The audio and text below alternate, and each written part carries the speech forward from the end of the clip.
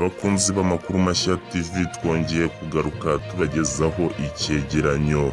Iki cyegeranyo kikaba kigizwe n'ibice bitanu muzagenda mwumva. Tukaba tugiye guhera ku gice cya mbere tubagezaho ukuntu uburyo uba wicayemo burya rimwe na rimwe biba bifite ubusobanuro abantu benshi badasobanukiwe.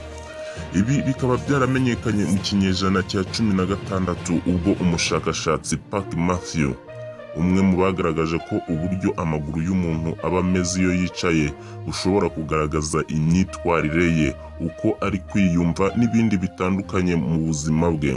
Kenshi ntabwo umuntu ahora yicaye mu buryo bumwe, hari ubwo ahindura uko yicaye bitewe n'ahantu ari, uburyo yicayemo n'ibindi bitandukanye. Icyakora hari uburyo usanga bukunze kwiganza mu gihe umuntu yicaye, ugasanga bizwi ko runaka akunze kwicara amaguru ye ayasobekeranye, ukuguru kumwe kuri hejuru y'akandi cyangwa se uburyo butandukanye.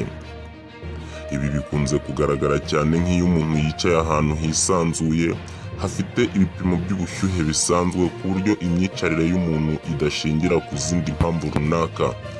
Icyo gihe nibwo ushobora kubona ibyo umuntu ashobora kuba ari gutekereza cyangwa se uburyo ari kwiyumva hashingiwe ku mitekerereze y'amaguru ye.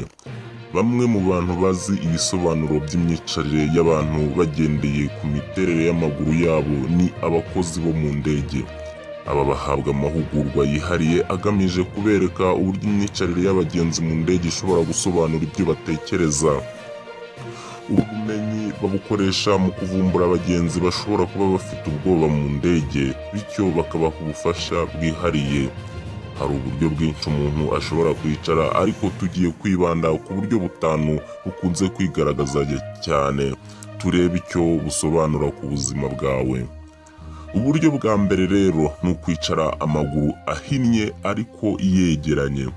Kwicara amaguru ahinnye ariko yegeranye ni uburyo bwo kwicara bukunze gukoreshwa n'abantu bifitiye icyizere, bakaba abanyabwenge kandi bakagira icyerekezo mu buzima bwabo, nk'uko ubushakashatsi bwakozwe na kaminuza ya Ohio bwabigaragaje. Ni abantu kandi bubahiriza igihe, bakagira gahunda mu buzima bwabo, kandi bakaba abantu bagira isuku cyane, uburyo aho bakorera n'aho batuye usanga hari isuku ihagije. Ni abantu b'abanyakuri, ariko ugasanga ni abantu bagira ibanga kandi badakunda ko abandi bantu bamenya ubuzima bwabo muri rusange. Nyuma y'iki kiganiro rero ntuzacikwe n'ikiganiro kivuga kuri iyi ngingo, azaba ari igice cya kabiri. Amakuru mashya TV, kanda handitse subscribe niba utarabikora, uraduteye inkunga yo kujya tukugezaho amakuru mashya buri gihe.